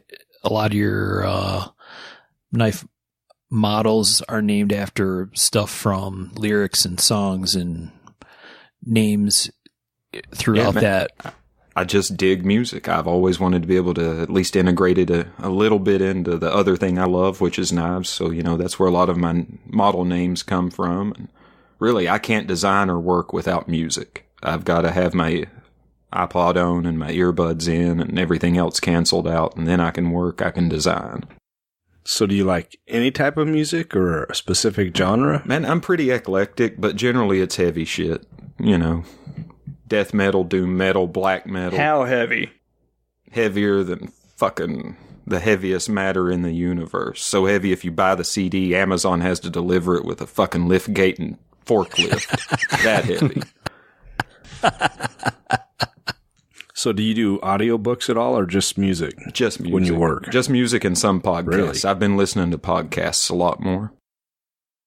Man, I'm weird about the audiobooks. I feel like if I listen to them while I'm grinding or something like that, I'm going to tune out the audiobook and miss part of the story and then have to go back. And you'll find that it's pretty much like the podcast stuff. It all kind of flows. Because, to be honest, 99% of our shit is manual labor.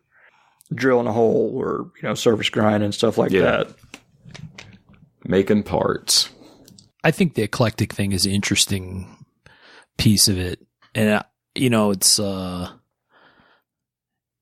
you said, very heavy stuff, but at the same time, I know you and I have had conversations about, and other people have this with you as well, about bluegrass. Lots of other bluegrass. stuff, right? Big bluegrass guy. But, I also make the parallel of bluegrass to death metal. You got both bands that play balls for the wall, crazy talented musicians, and a lot of the times you can't understand the singer. So there's definitely parallels to be made. Right. What's your favorite John Denver song? Rocky Mountain High.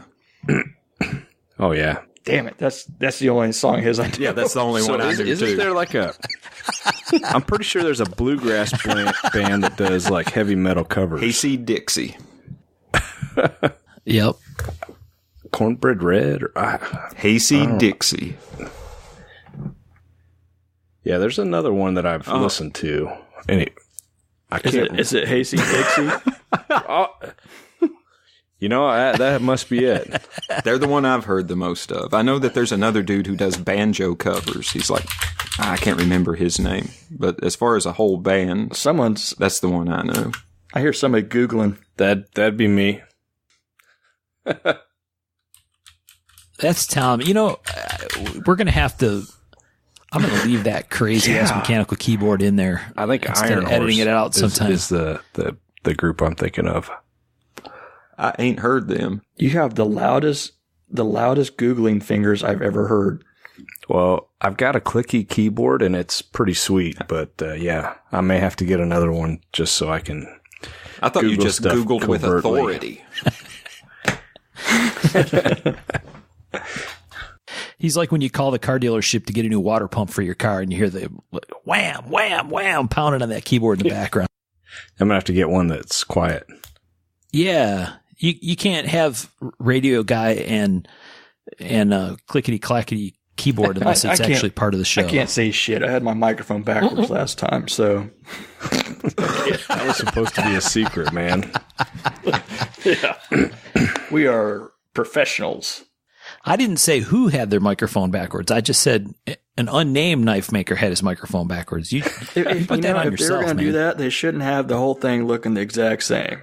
Right? It should have a front to enemy or whatever, on it written somewhere.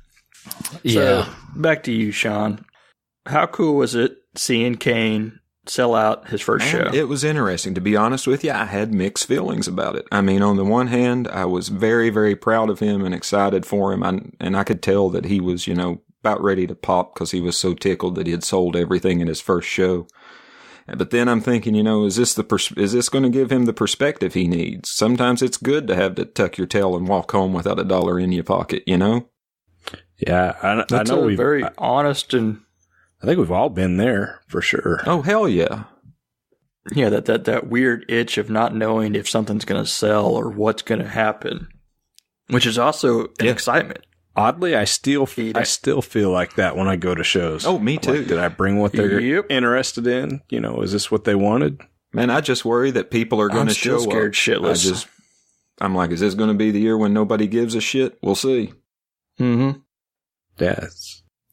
That's a perspective I think that's real interesting. Like you said, Sean, I think that's typical good dad response, right?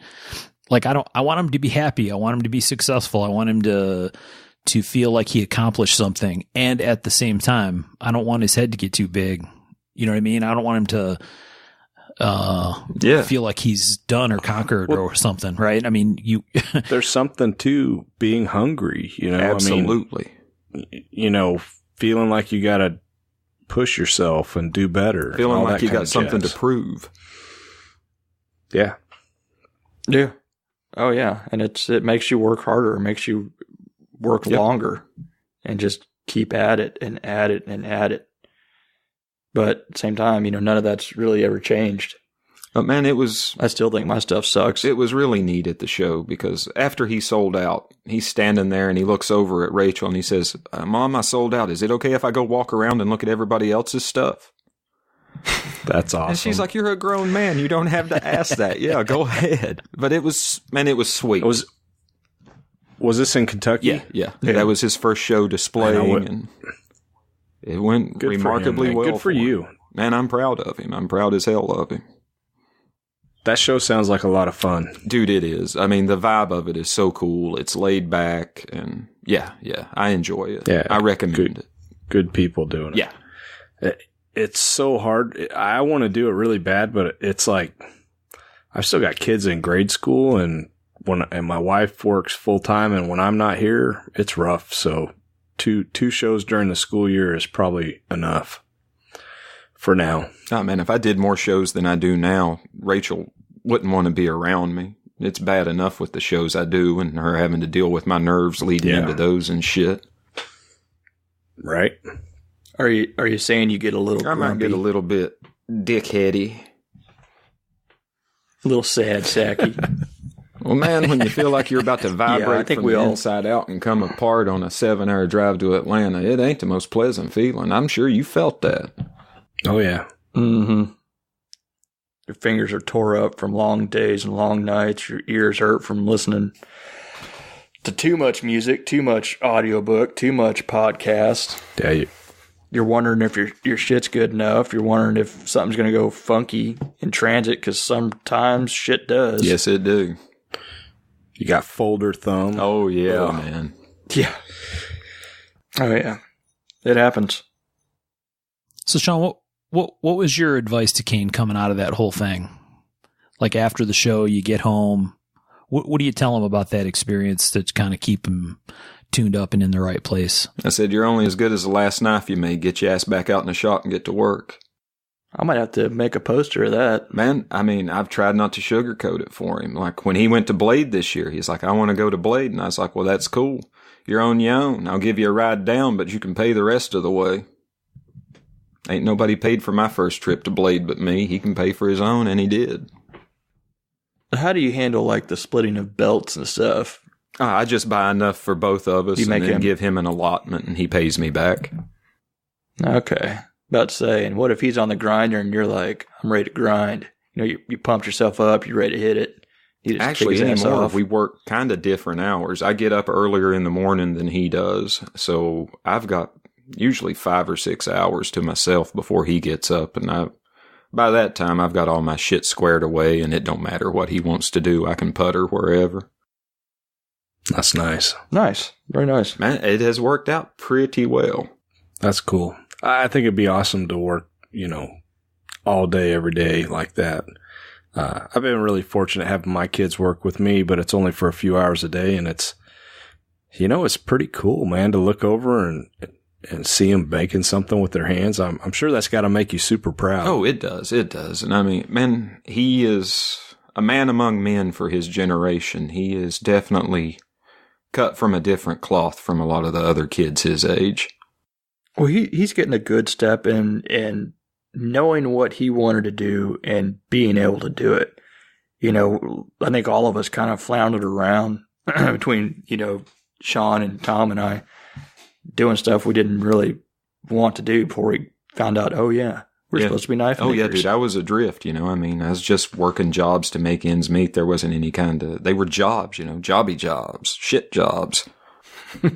Well, and he's got how awesome is it? He grew up in this, so he knows the history. He's got access to the cool books. He's got his head on straight and he's wanting to do like the CAD and the forging and, totally well-rounded knife maker, which, at this point, I'm not well-rounded at all. I want to, and when we finish the back, I'm going to put a forge in and learn how to forge, hopefully, and I've tried, but, it's so cool to see him coming from that direction. I want to be a craftsman and know all the parts of it. It's really cool. Yeah, man, he's big on the sole authorship thing. He was talking to me today. We were talking about the boy book. And I mentioned about doing the, coat with wax and then scratch your pattern into it and etch over the wax and you get that cool, etched finish. And he was completely unaware that was a thing. And he's actually done a lot of etched and scratched art when he was in art class in college. So I'm actually really, really excited for him to give that a try because I have a print he did for me that's of the scratch art. And it's phenomenal. If he can get half that good on a blade, it'll be amazing. Show him Shaw Leibowitz. I shall. You know what I'm talking about? I am very aware. Yes. Dude, that stuff is so cool. Yes, it is. Next level stuff. Yeah. I tried that early on and it really sucked, but I was just trying to put my name on it. I was just trying to put my name on it and it didn't work, man. Were you doing the fingernail polish stuff or how were you doing it? No, I was using some kind of wax-based stuff that Tom Maringer told me about. Because that's how Tom did all of his for a long time. I think maybe still, on the tang, he would like put some kind of waxy coating you would paint it on and scratch it and then build a well around it and put acid on it. And that didn't work. That stuff really sucked trying to get it off the blade too. I tried doing a logo with trying to etch my name or whatever, and it just looked like ass and feet. Right? It was not pretty. Some folks is into that. Ass and feet. Some folks have some skill. I'm not one of them folk. There's probably a podcast about it. Well, we don't get to see him that often, but I have to say, like you said, he's a sweet young man. He had at least my impression from talking to him is, like you said, he's got his head on very straight. And Amy's made many comments to me about her conversations with him and being impressed with him as a young man. So bravo. Well, thank you, man. He's a sharp kid. I'm proud of him. Very cool. You wouldn't have thought I raised him. Well, we're running pretty good here. You guys have any other questions for Sean? I think I covered everything I had questions for him. Yeah, I think we pretty much covered. We didn't get as dark as I thought we would, but are you feeling better? Yeah. What's that? Yeah, man. My tooth is. He was sick last time. My nose ain't running. Oh, yeah. My tooth actually has some human flesh where it used to be. I am fine as frog hair split 4 ways. How is that tooth doing? Is it still hanging around? Oh, I got it. I'm making that into a necklace. Give it to Rachel for like. Oh, that's awesome. Oh, I intended to. She tried to steal it from me already. She's got some other teeth of mine and probably some hair and stuff. She's making a doll. Yeah, that's bad. That's maybe a bad idea. One of them Nice. voodoos. Well, I got some of her hair too. I can null out her hexes and curses if I need to. Absolutely. Now we're getting into the dark stuff. Right. Do we want to talk about what's happening in the shop? Are these too close together? Well, he's got to be getting close. I mean, TKI is coming up. You shut your mouth about that. It's not. Dude, it's freaking me out. I'm freaking out just same with you, man. If you don't have a calendar, you don't know. Yeah. How many weeks you got to work till you got to leave, man? Why you got to bring it up, Don't Tom? know. Don't care. Good deal. Actually, I really care. Excellent. I just don't know. That way I'm not freaking out. Who knows? I'll get done when I get done. Is the one you finished up with the canvas micarta inlay, is that for TKI? No, that was the high roller. Was that the high pottery. roller knife? Because I like that one. That was sexy. Fucking fantastic piece. I appreciate that. I like the one with the little holes in it, too. Oh, yeah, that's going to be a TKI one. The honeycomb one. Hideout? Yeah, that one's... Mm-hmm. Yeah, that's nice.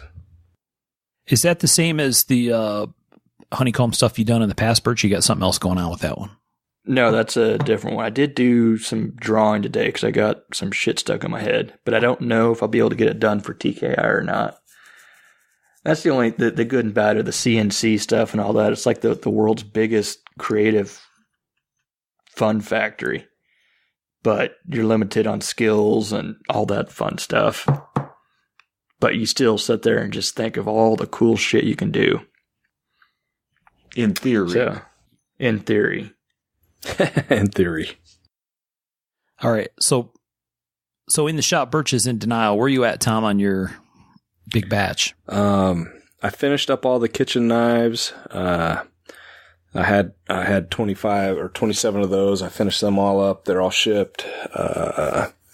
Finished up about 6 other knives. And now I'm working only on the knives for TKI. And I've almost got them all ready to grind. And so that's pretty far along. Well, but yeah, that's all I'm cranking on. I'm freaking. I'm not going to TKI, but I'm freaking out just the same. So it's like I'll be working long hours for the next week or so just to get these done. So, but in the little warm up conversation before we started recording, we had a pool about how many knives you've made since you got back from your big adventure, like 36 hours ago. That road trip was pretty fun. I will admit I really felt like I needed to be in the shop working, but basically only 2 work days. We were gone 4 days and went over 3,000 miles and saw a lot of crazy stuff. A really good time with the boys, but since I've been back, we've shipped. So I finished ground like 15 or 16 knives since I've been back, and polished out the handles, finished all the handles, and we're working on, finished all that yesterday, and today I've been working on the Cayennes. So can we fire Tom? Yeah. I was just about to throw in some narration that says Birch over there quietly shaking his head in shame. I'm just sitting there looking at my liner lock pile. Going, oh shit! I'm gonna try to finish a folder this month too. I've got 2 Actually, I need to finish 3. I've got 3 that are almost done, and so they were for the last show and didn't get done, and they've been sitting on the bench. I actually cleaned all the dust off of them, and locks are fit, so I just need to do the finish work on them. So, but yeah, lots of knives going. And the folder for Anyways. for Mark's Westinghouse collection. Oh yeah, you need one of those. What about you, Sean? Man, I've You back just been working, Sean? Yeah. I've just been, folder stuff, and I've been thinking hard on fixed blades lately. Real hard on fixed blades. I see myself maybe doing a couple this year. Do it. Dude, you should, man. I love fixed blades, man. Get back to the Yeah, roots. man, that's Tooth a wants little you bit to of how do it. I've been thinking. Because, I don't know, it would just be so different just being able to cut out a blade and heat treat it and grind it and attach handles and not have to worry about a bazillion other small fucking processes.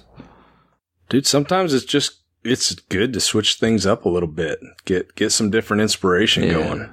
Catharsis through fixed blades, that's what I'm looking for. Yes. Well, and like you said in your group, that whole tied into the anniversary thing, it's a cool throwback thing. I think it'd be neat. Yeah. Well, Matt, what I got in mind, I've got some standard fixed blade patterns I want to work on. Ones that I know work, ones I know I can do and that I enjoy. And then I'd like to do a kind of fantasy piece. I'd like to do something that's really kind of Dude, I like to see dramatic that. and overstated. I want to do a fitted guard on it, probably a hidden tang in the handle. Just something that's really outside of my wheelhouse, push myself a little bit. And fantasy knife's something I've wanted to do for a long goddamn time, and it's, I guess, probably past time. That might be something fun to do on here. Just throwing this out there, but we kind of basically challenge each other to do a different kind of knife and have kind of a build off or something. That could be fun. That would be cool. You'd win. Maybe. I don't You'd know. win. You'd actually finish it up, and I'd have a partially completed thing. Sean and I are going to need like 2 years to finish ours. What do you guys fiddling with this time? Let's see. I've got my fixed blade from Kane that I carry, and actually I've got the first flipper I ever made. Now, this is the one I carry every day, so I got on my going to town paints. Nice. Birch? I've got a titanium bottle rocket called the Galaga. It's got a bigger hole. Just been jacking with that. I really like the ones you did with all the stamps on them here recently. They were like bronze, I think. Oh, the copper ones. Yeah. Thanks. Or copper. Yeah. Those were cool. Those are very cool. Mark, what about you?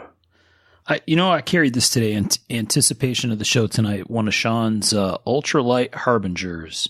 I think there's only a couple of them, but Now, like yours, there's only 2. Oh, that's super cool. yeah. So is that Ron's and mine? Yep. Very cool. Those like bro knives or something? Depends on how you define bro knives, but they're very, very slim and easy to carry, which is super, super cool. And you guys are buddies and you've each got one. Did you get them at the same time or? Pretty close. pretty close. What are you That's saying, Tom? That's pretty cool. What are you saying? Dude, it's okay. I'm not trying to say anything. I'm just saying. We got to take that out. Oh, man. Wow. Wasn't even going there, Tom. Well, yeah, you were. It was implied. So yes, Tom, they might be coincidental bro knives. Or Sean, you guys are good friends. we are. So yeah, it's a very cool piece.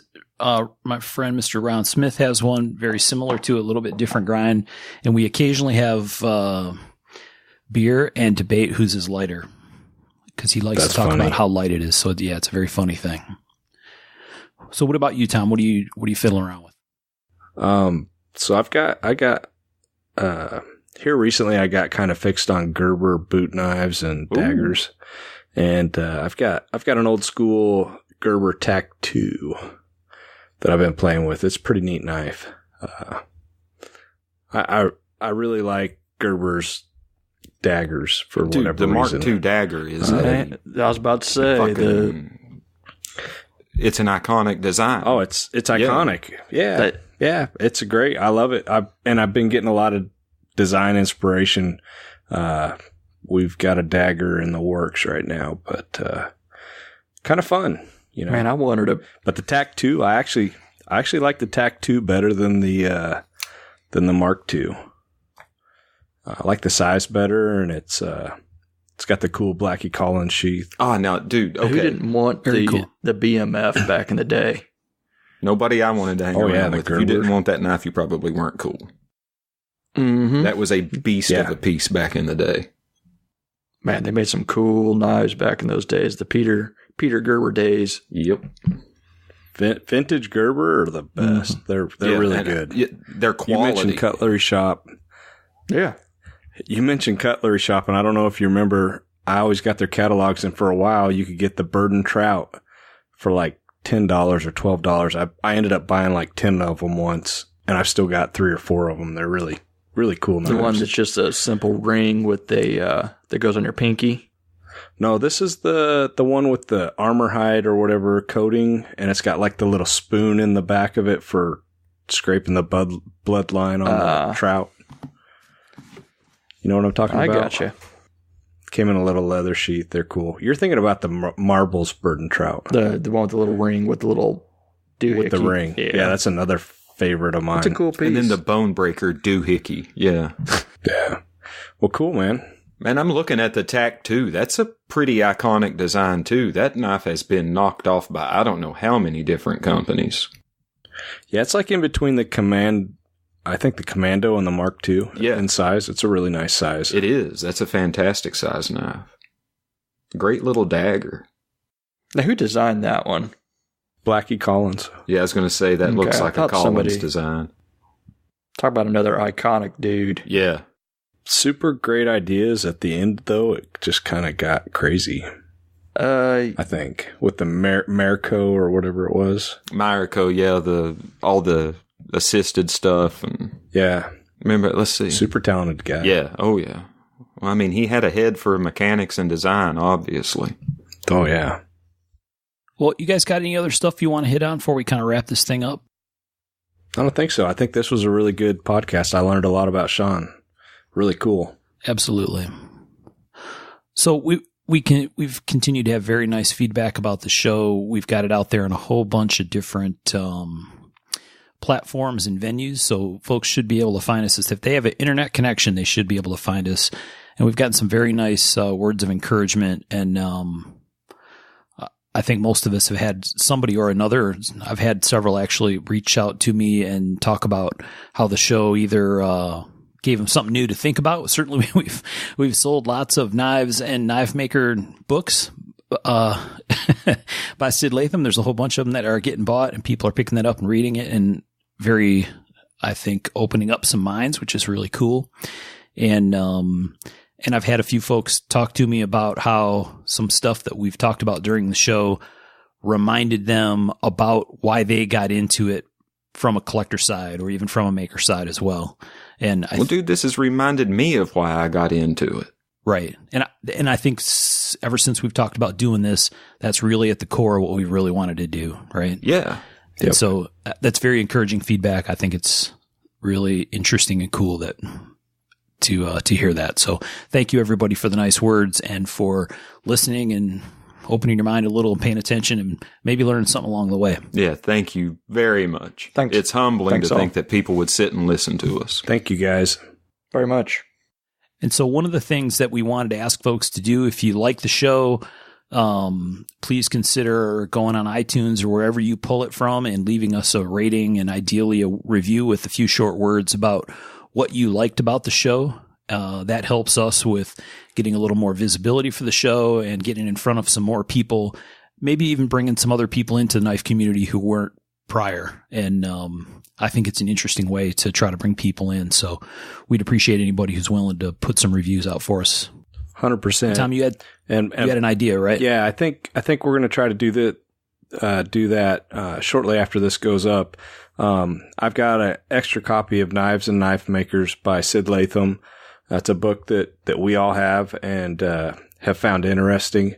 I'm going to go ahead and we'll figure out how we're going to do it exactly. But if you leave a review, I'm going to go ahead and give one of those away, and it'll be autographed and should be kind of cool. So please, if you get a chance, give us a few words. Someone cool going to autograph it, Tom? Yeah. I'm going to send it to Birch. What if it's a really horrible review? We have to get Bob Turgiola or somebody. Right? Somebody, yeah. Somebody famous. I'll send it to Sean and Birch. No, I think they'd want it autographed by a good knife maker. I'm not going to touch it. Too funny. We'll figure out somebody to sign it. Yeah, I think it'll be cool. And it fits in with the show, so it's very cool, Tom, to do that. We appreciate that. So more details to come. Watch the, probably we'll talk about it in the Facebook group and maybe on the Instagram account too. Yeah. Sounds good. All right. So on the next show, which will be episode 4, and I'm sure I said the wrong numbers earlier in the podcast.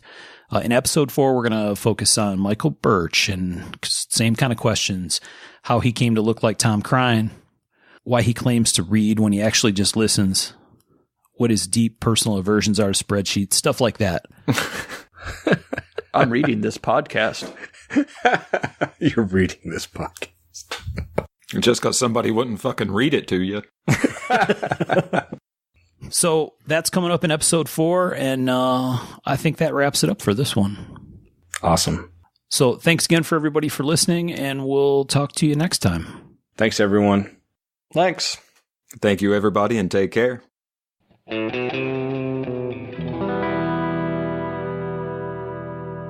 To learn more about our makers, you can find Tom Crine on the web at crineknives.net, in his Facebook group, Crine Knives, or in his Instagram account, @CrineKnives. For Michael Birch, check birchtreeblades.com, Facebook group Birch Tree Blade Works, or Michael's Instagram @BirchTreeBlades. For myself and the Raygun Bead Project, we're on the web at raygundivision.com. We have a Facebook group called Raygun Division, or my personal Instagram @msteiner. For those interested in photos, references from the show, or some discussion about the show itself, you can find us on the web at markofthemaker.com, in a Facebook group called Mark of the Maker, or on our Instagram @markofthemaker. Last but not least, the ultra cool and haunting background music we use for the show is a piece called Noir Guitar by Stevie's Amp Shack, found at the Free Music Archive and licensed under Creative Commons CC BY 4.0. Thanks for listening.